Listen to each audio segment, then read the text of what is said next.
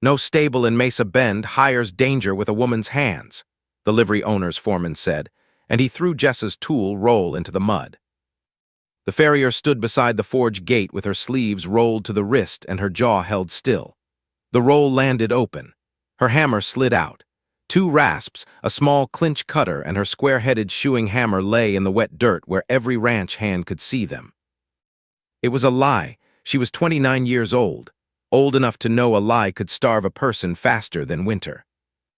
Behind the foreman, Cole's lead mare took 3 uneven steps and nearly went down beside the loading rail. The cattle contract was supposed to leave that evening. If the lead mare failed, the herd stayed. If the herd stayed, Cole lost the winter feed money for every man on his place. The farrier needed work before sundown. Cole needed a horse saved before the buyers walked away. The livery owner needed both of them afraid. If every door in town closed because one powerful man lied, would you risk the only job left to prove your hands were honest?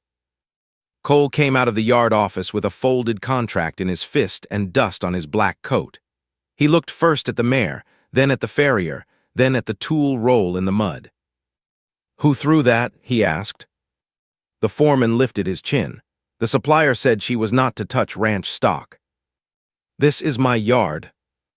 "And your supplier controls your remuda," the foreman said. "He said if she steps inside that forge, his horses stay in his stalls." That made the yard quiet. The farrier crouched and picked up her hammer. She wiped mud off the handle with the edge of her sleeve. She did not ask Cole to defend her. Men often called defense a favor, then counted the price forever. "Your mare is favoring the near 4, she said. Cole's eyes narrowed. "You know that from here." "I know it because she is holding her shoulder tight and trying not to put weight through the foot.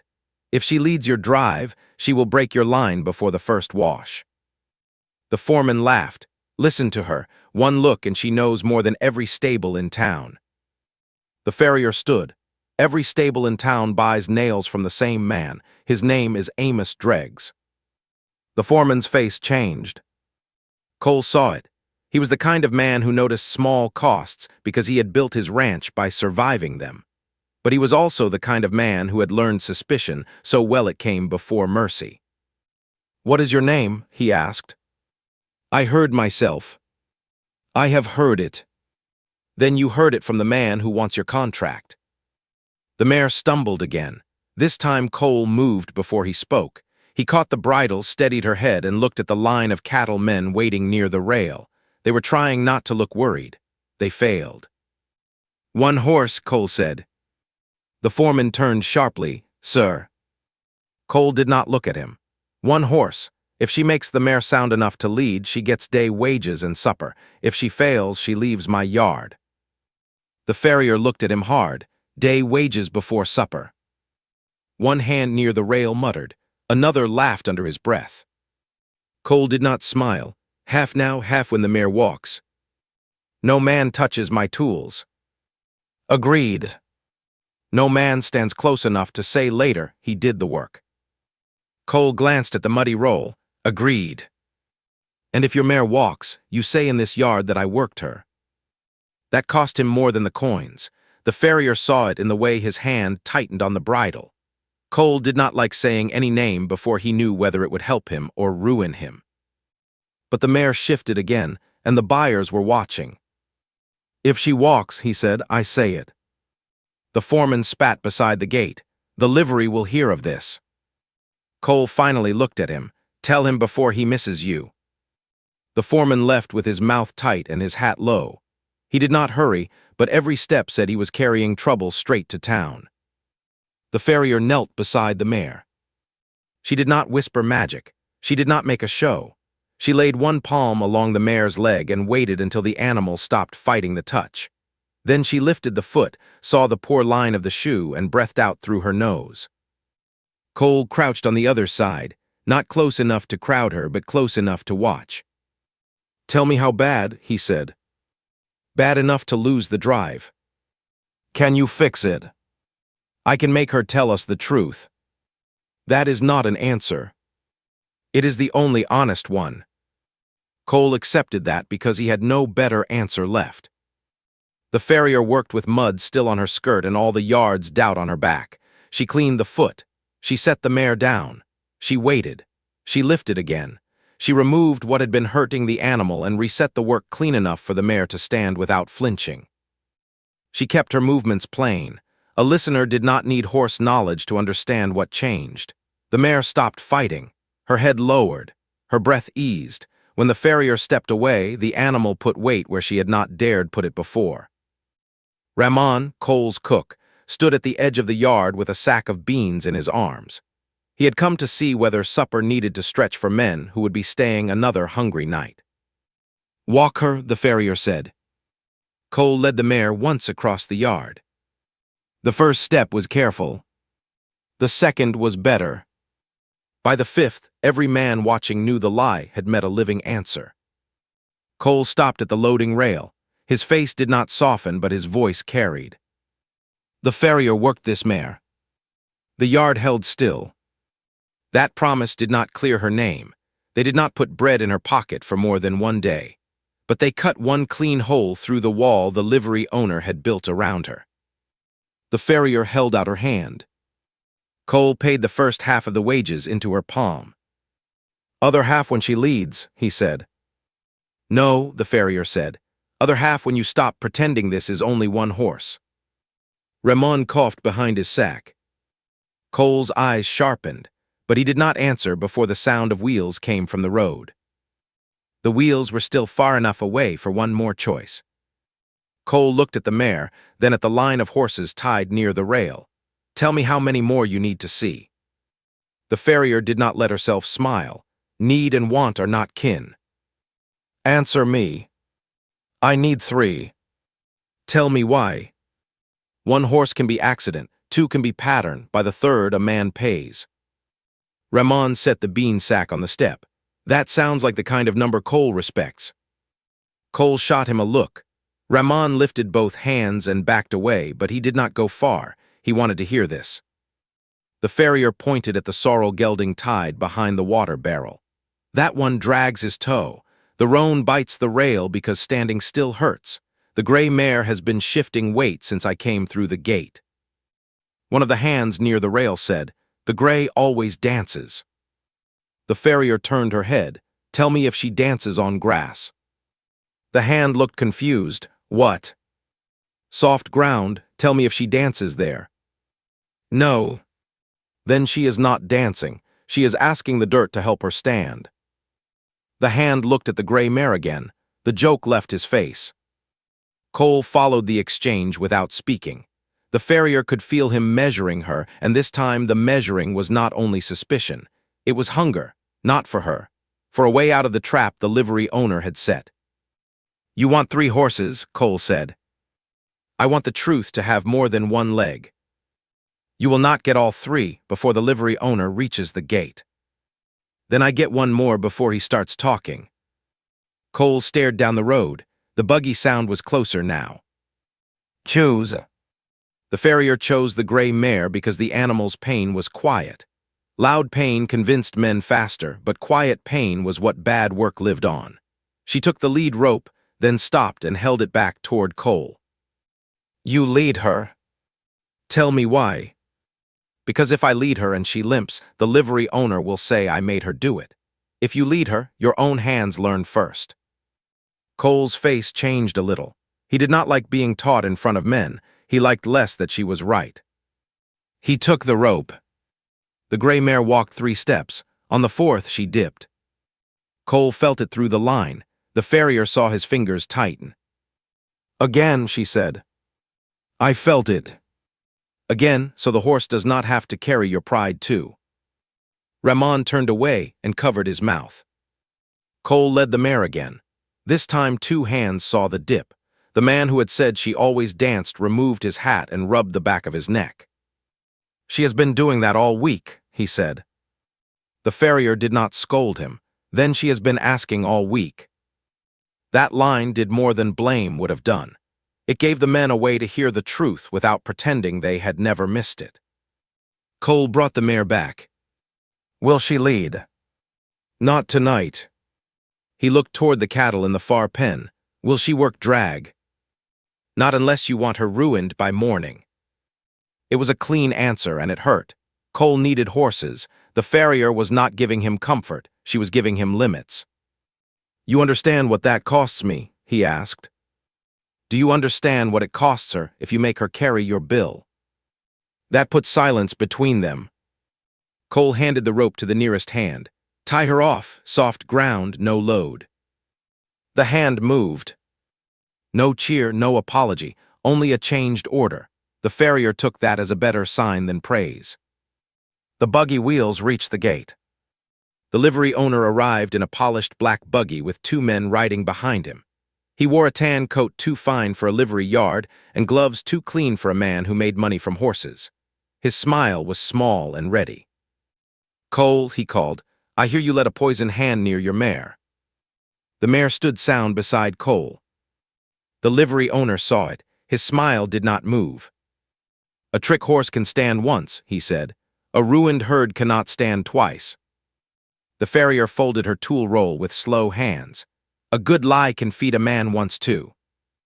The livery owner looked at her as if he had only just noticed she could speak. Miss Pike, you should have gone west when I advised it. You advised every stable not to hire me. I warned them, there is a difference. Not when warning steals wages.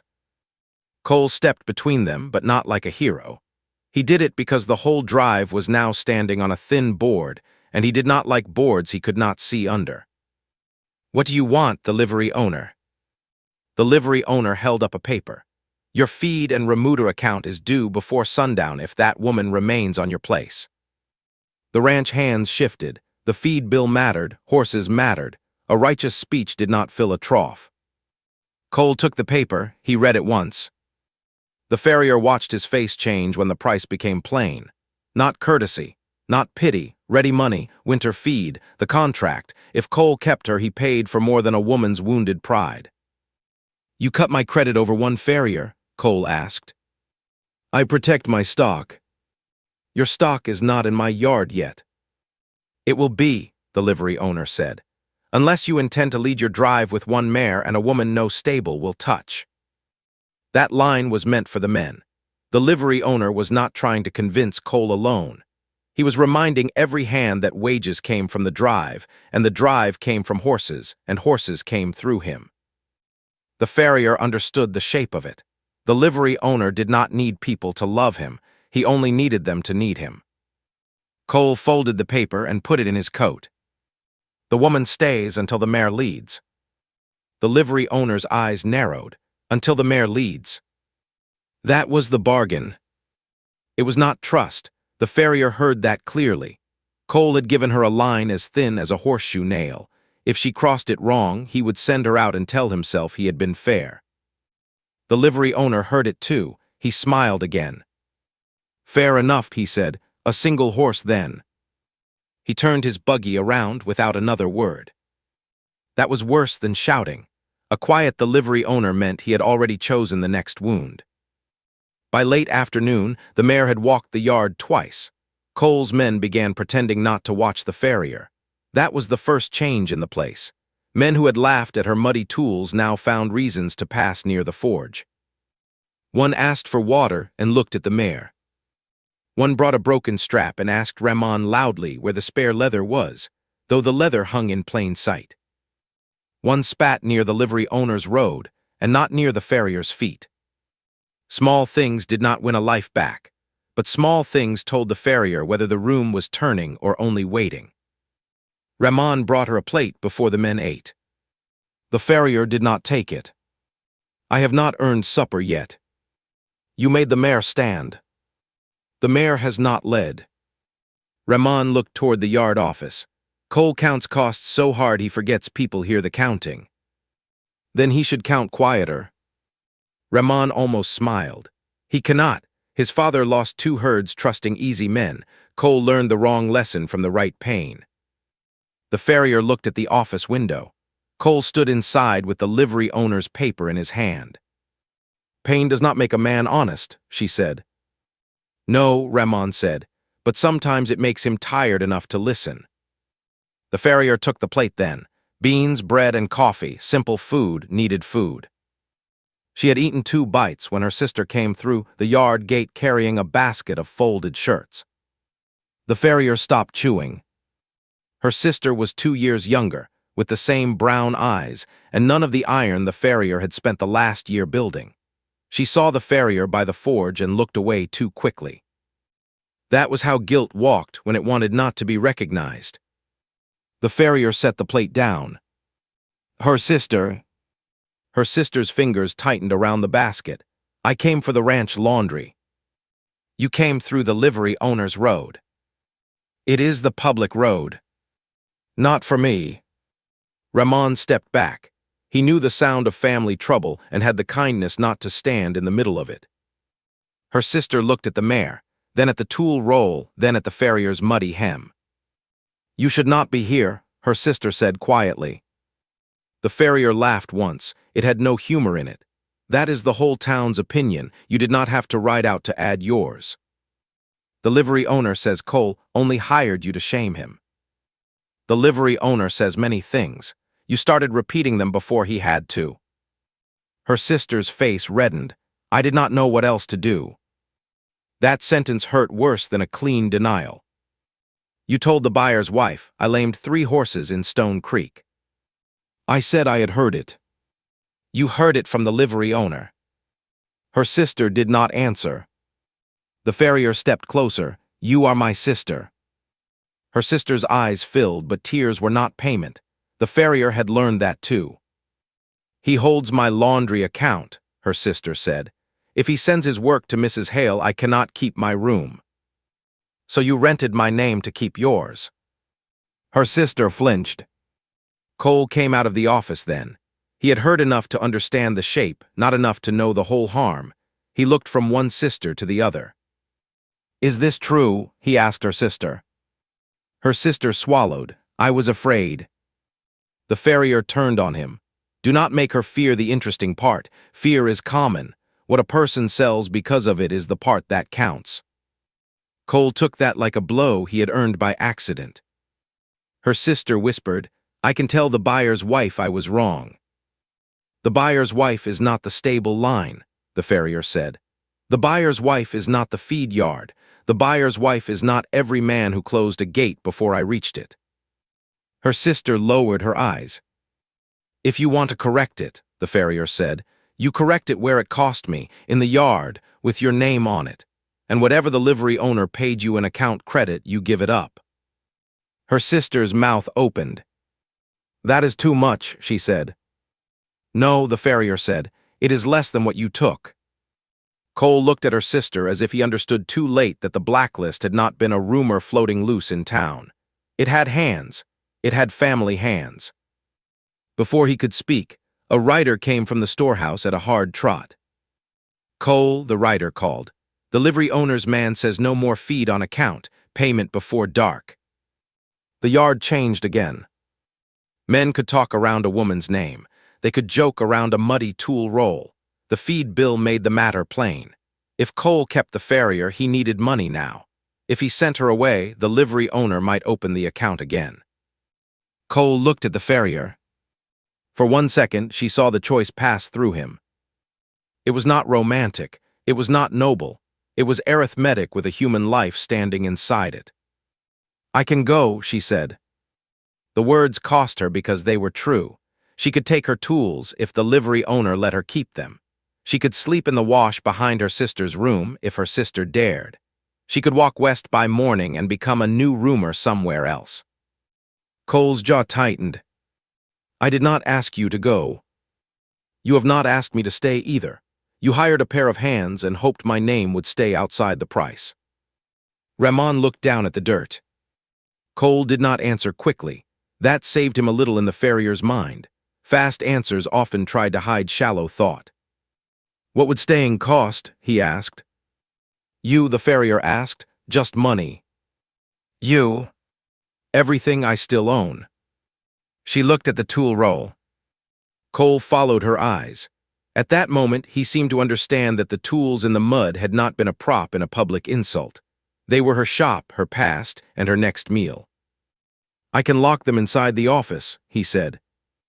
The farrier's laugh came sharp. No. It would keep the livery owner's hands off them. And put yours on them. I would not use them. You would hold them. Cole stopped. The difference had not occurred to him. It should have. The farrier picked up the hammer and set it across her palm. This is not a rifle in a rack or a pan in a kitchen. A farrier's tools are how she answers the world. If you lock them in your office, every man here learns they are safe only when a rancher keeps them. Ramon said quietly, "She is right." Cole looked at him. Ramon did not step back this time. "If my knives were locked in your office, I would not call that safety. Your knives do not have a town trying to steal them." "No," Ramon said, "but they have my hands behind them. That is why they are mine." The farrier looked at the cook with new respect. Men who worked for Cole knew when not to correct him. Ramon had risked his place in the yard for a truth that did not belong to him. Cole absorbed it slowly. "Then where do they go?" he asked. "Come with me. If the livery owner comes again, then he has to take them while I am holding them. That is not safer. It is truer." Cole's jaw worked once. "Truth is expensive in my yard today." "It was expensive before I came. The livery owner only made you read the bill." That hit him hard because it was the truth under all the other truths.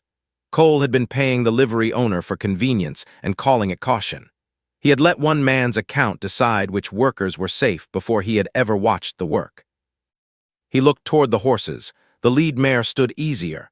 The gray mare rested on soft ground. Men were pretending not to listen again, which meant they were listening with everything they had.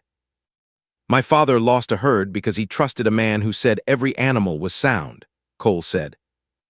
The farrier waited. "I was 16.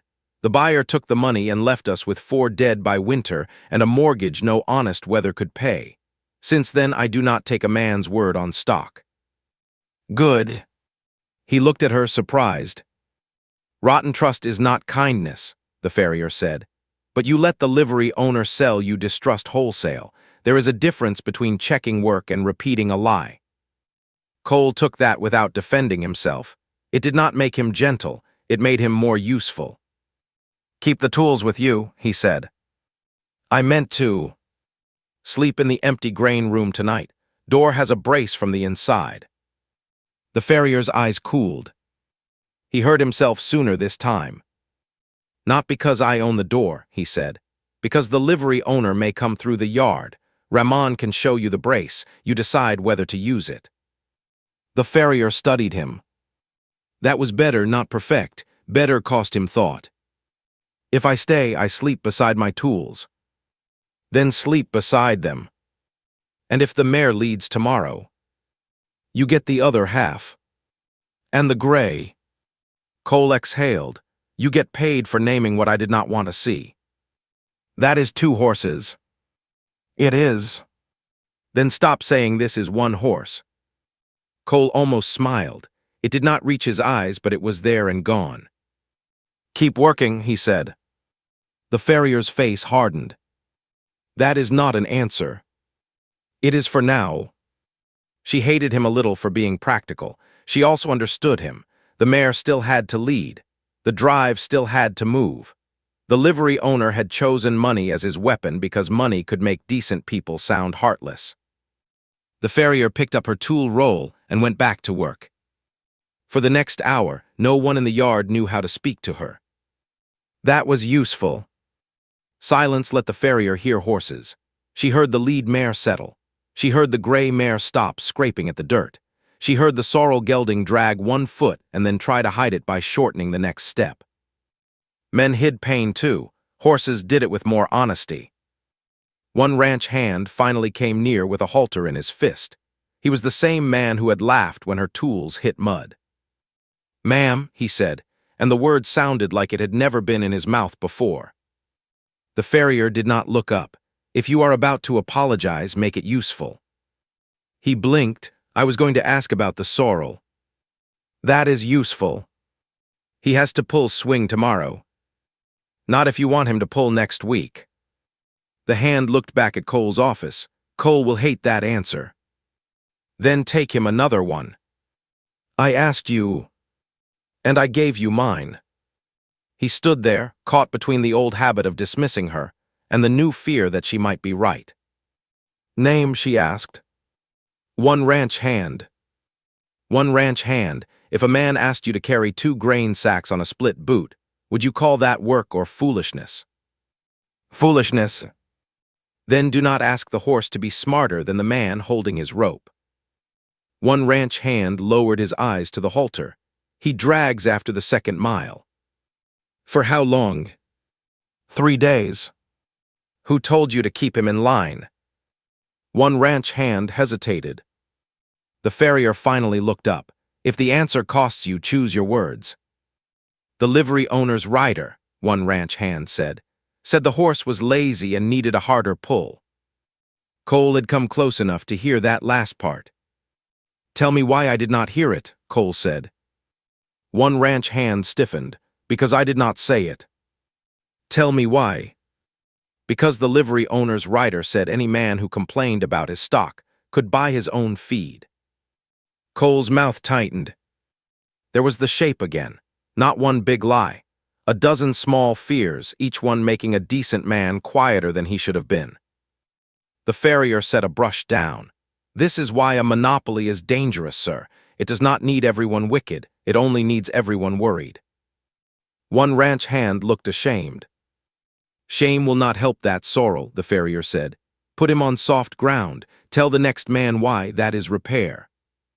One ranch hand nodded once and moved. Cole watched him go. You give orders like you own the string. No, I give reasons so men can choose better. That sounds slower than orders. Wrong orders brought you here. Ramon laughed from the cookshed door. She has you there. Cole pointed at him without heat. You enjoy dangerous moments too much. When someone else deserves them. The words made 2 hands grin, and the grin broke some of the hard air around the forge. The farrier did not trust smiles yet, but she knew a yard changed faster when men could breathe. Cole stepped beside the bench, careful not to touch the tools. What do you need before dark? Clean water, 2 sound ropes, a lantern that does not smoke, and no man leaning over my shoulder because worry makes him heavy. Anything else? Yes. He waited. When the livery owner comes back, do not ask me to prove the same truth twice because you are afraid of paying for the first proof. The yard went still enough for the words to reach every open ear. Cole's face hardened, but he did not strike back. If I question you, it will be about the horse. Good. If I doubt you, it will not be because the livery owner taught me to. Better. If I fail that. The farrier picked up the hammer. Then I leave before your fear learns to sound like his voice. That was not a threat.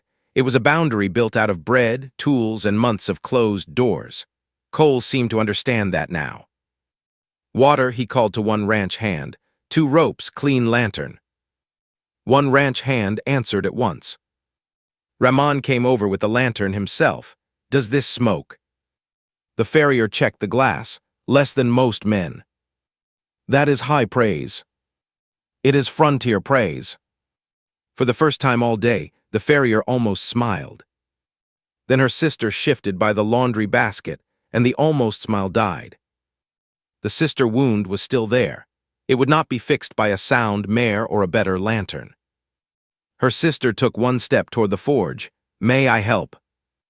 The farrier's answer came fast. No. Her sister stopped. The word was harsh, but it was clean. Help without cost was another way to make the harmed person carry the repair. Cole looked between them and wisely said nothing. The farrier went back to the sorrel.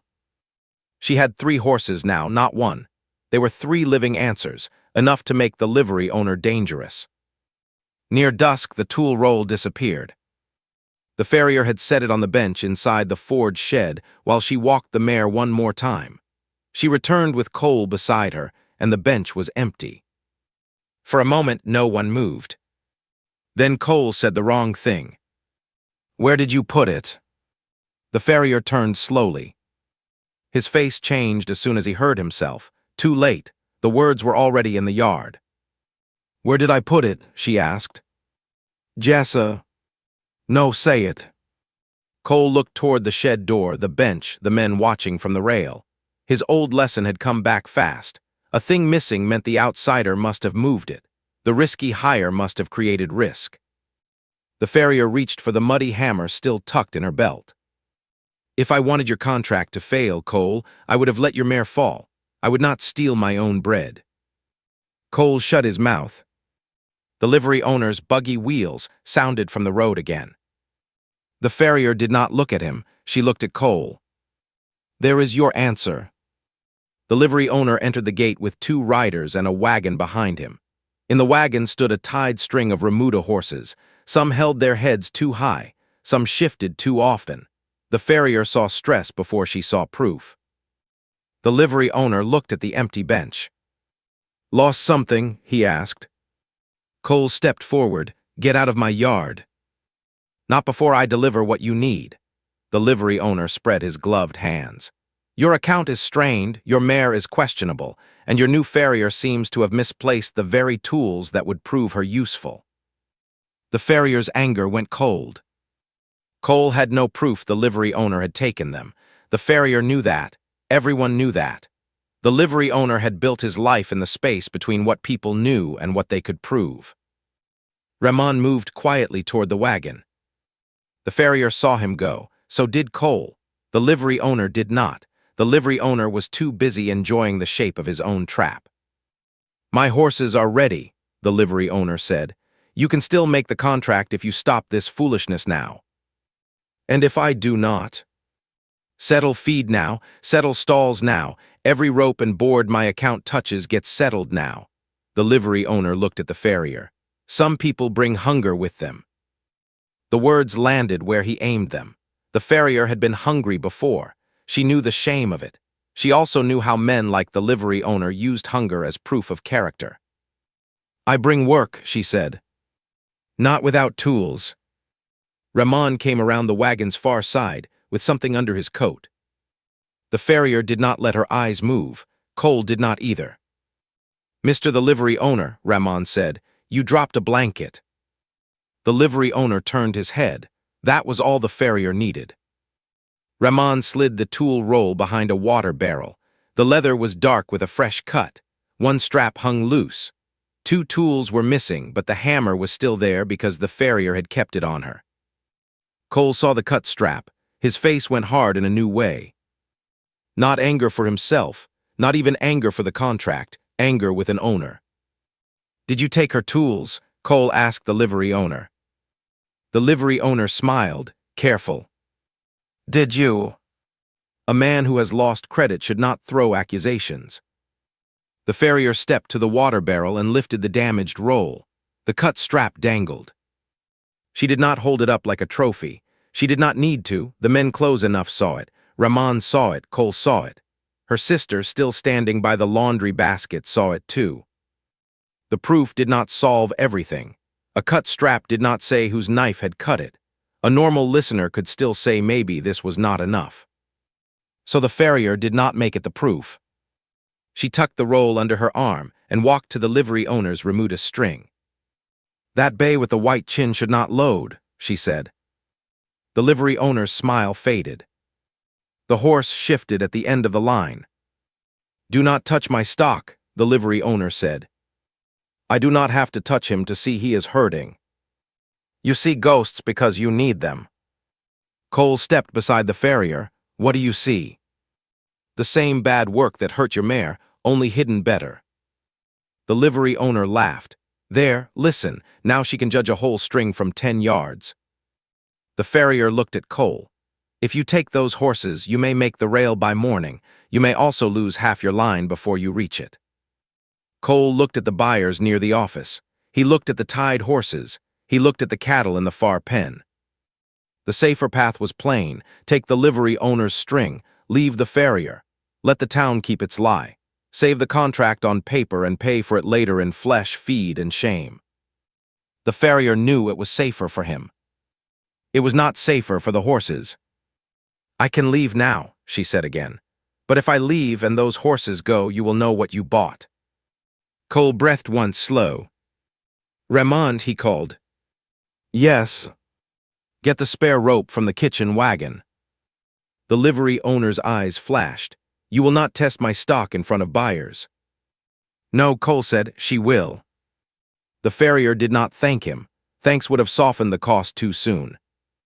She took the damaged roll, knelt beside the bay, and waited. The horse pulled back hard. One of the livery owner's riders jerked the rope. Leave his head, the farrier snapped. The rider laughed. He is not yours. He is not safe. That sentence traveled through the yard faster than a shout. The bay reared enough to make the line jerk. The lead mare answered from the rail. The cattle shifted in the far pen. One wrong movement would carry through every animal waiting to leave. The livery owner saw danger and opportunity in the same breath. He stepped close to the bay and slapped the loose end of the rope against a post. The horse lunged. It happened fast. The bay ripped free from the rider's hand and plunged toward the open space between the forge and the cattle gate. Men scattered. A barrel tipped. The lead mare screamed. The cattle surged against the far fence.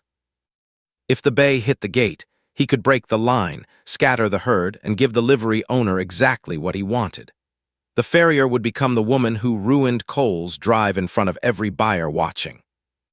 The farrier had one clean choice. She could jump clear and save herself.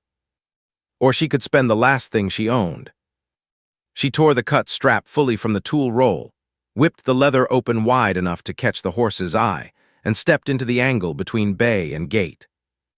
Cole shouted her name. The farrier did not look at him. She looked at the horse. Not at the livery owner, not at the men, not at the buyers, at the animal that had been used by men until fear looked like guilt. Easy, she said, and her voice cut through the yard. The bay lunged left. The farrier moved with him, not close enough to be crushed, not far enough to lose his eye. The damaged roll snapped open like a dark wing. The horse checked. She turned him from the cattle gate toward the empty wash pen. Cole grabbed the gate rope and pulled. Ramon dropped the spare rope across the opening. The bay stumbled into the wash pen and stopped with his sides heaving. No one spoke. The tool roll lay split in the dirt. One side had torn clean through. The leather that had carried her trade for 11 years was finished. Her hands were shaking. She made them stop by closing them around the hammer. The livery owner recovered first. You saw that, he shouted. She set him off. This time the line did not land. Not because the men had become saints. Because every person in that yard had seen the horse break from the livery owner's rider, seen the livery owner slap the post, seen the farrier turn danger away from the cattle gate, and seen the bay stop under her voice. Work truth is harder to argue with when it just saved your wages. The farrier walked to the bay. Cole moved as if to stop her, then stopped himself. He let her decide the work in the moment that scared him most, and that choice cost him more than a gentle promise would have. The farrier lifted the bay's foot only enough to see what she needed. She set it down before the horse fought. This horse cannot go, she said. The livery owner pointed at her. She is guessing. The same bad line that hurt Cole's mare is on him. You can see the way he stands. You can see the way he tries not to put weight through the foot. I do not need a court paper. The horse is telling on you. She kept it short, 2 sentences. Then she stepped back and let the animal stand crooked in front of them all. The livery owner's own driver stared at the horse. His face changed in a way no document could force. He had driven that string, he knew. Mr. the livery owner, the driver said, that bay was sore at noon. The livery owner turned on him. Hold your tongue. You said we only had to get him loaded. That was the live break. Not a confession dragged from nowhere. A tired man saying the practical truth because the animal had made silence too expensive. The buyers looked at the livery owner. Cole looked at the driver. Tell me how many. The driver swallowed. 3 bad, maybe 4. The livery owner lunged for the lead rope. They are my horses. The farrier stepped between him and the bay. Then take them out of this yard. The livery owner's face went red. You do not give orders here. Cole walked to the office door, took the folded stock order from the nail where he had hung it, and tore it once down the middle. That sound did more than any speech. The buyers shifted away from the livery owner's wagon. Ramon picked up the farrier's torn tool roll. Two ranch hands moved to the stall gates, not cheering, not judging, just doing the next necessary thing. Cole held up the torn order. "No, the livery owner horse loads for my drive." The livery owner stared at him. "You will miss the rail." "Then I pay the penalty." "You cannot afford it." "I can afford it better than dead stock and a false account." The livery owner looked toward his riders. "Hook the team, we are taking our horses." One rider did not move. The other looked at the bay and then at the farrier. The livery owner's driver took off his gloves and dropped them on the wagon seat. "I will not drive them," he said. The livery owner went still. The yard did not become righteous. It became practical. That was stronger. The men who earned their bread from horses now knew which man's orders could hurt those horses. They did not need a sermon. Cole pointed to the west stalls. "Empty the stalls the livery owner leases from me, tonight." The livery owner spun toward him. "The stalls are paid through the month." "Then I will return the days you did not use." "Where does the money come from?" Cole looked at the buyers. "With the same money I am about to lose because I will not load his string." That was Cole's repair. Not kind words, not a warm look. Real money, contract, and public risk. The farrier watched him pay it in front of the men, who would know exactly what it cost. The livery owner tried one last time. "Every stable in this town will remember who stood with her." The farrier answered before Cole could. "They already remember. That is why I am still hungry." She turned to her sister. Her sister had not moved from the laundry basket. Her face had gone pale. She had watched the bay run. She had watched the livery owner's driver break. She had watched Cole tear the order. Now everyone was looking at her. The farrier did not rescue her from that. "Say it," the farrier said. Her sister's hands shook on the basket handle. "I repeated the livery owner's lie," she said. Her voice was small. The farrier did not move. Her sister looked at the ranch hands, at Ramon, at Cole, at the buyers. Then she said it louder. "I repeated the livery owner's lie because I was afraid he would take my laundry account. The farrier did not ruin those horses in Stone Creek. I never saw proof. I let fear use my mouth." The livery owner made a sound of disgust. Her sister reached into her basket and pulled out a folded account slip and $3 in coins. It was not much money. It was enough to show what had bought silence. She set both on the yard office step. "This is what his account paid me this month," she said. "I do not keep it." The correction did not heal the sisterhood. It did not bring back every closed gate, but it put a cost where there had only been tears. The farrier nodded once. "Write it," she said. Her sister looked afraid again. Now. Cole went inside the office and brought out a pencil and a scrap of order paper. No official seal. No court language, only a written correction with a name under it to be carried to the same places the lie had gone. Her sister wrote with a shaking hand. The livery owner watched his account money sit on the step. He watched his driver refuse him. He watched Cole's men open the west stalls and lead out his horses one by one. For the first time since the farrier had known him, the livery owner had horses and no willing hands. He turned to Cole. "You think this ends me?" Cole shook his head. "No, it ends your place in my yard." That was enough for the night. It did not pretend the livery owner would never find another way to bite. It showed what he had lost here, where the wound had been made. The farrier picked up the torn tool roll. The leather had split across the middle. The strap was gone, her hammer had survived. One rasp was missing. The rest would need repair. Cole came toward her and stopped at the distance. A man keeps when he has learned not to make comfort another kind of claim. "I owe you tools," he said. "You owe me wages." "Both. Wages first." A few men heard and looked away to hide their smiles. Cole took coins from his pocket and counted them into her hand. Not tossed, not offered like charity, counted. "For the mare," he said. "For the bay, for the work that saved the gate. The gate was your property. The tools were yours." "Still are," she said, though both of them could see the torn leather. Cole nodded. "Still are." That was the closest he came to tenderness in front of the yard. It was better that way. The farrier did not need a public romance to cover a public wrong.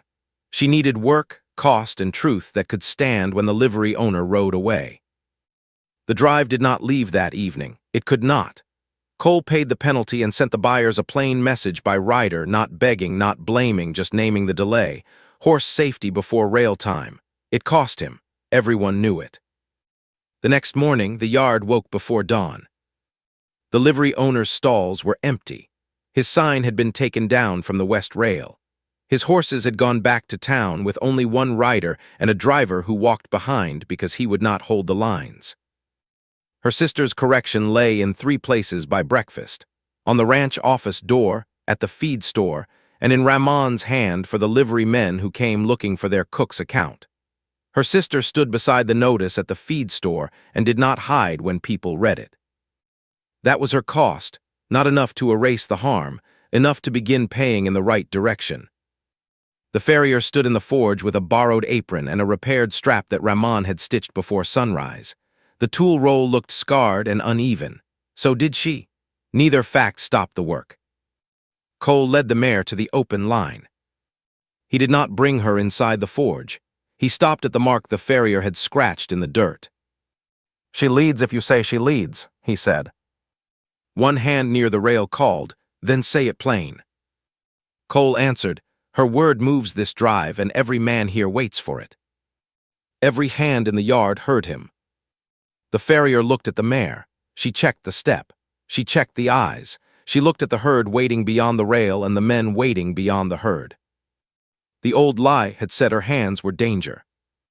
Now the drive waited for those hands to say whether it could move. The farrier picked up her hammer. She did not wave it. She did not hold it high. She went to work on the next horse because that was the place she had earned. "She leads," the farrier said. Cole nodded once and waited for her to finish before he gave any order. The woman every stable refused had not been saved by pity. She had saved the work in front of the people who needed it, and the man who hired her had paid enough to make his trust real. Stay with more Western stories where courage has to earn its place.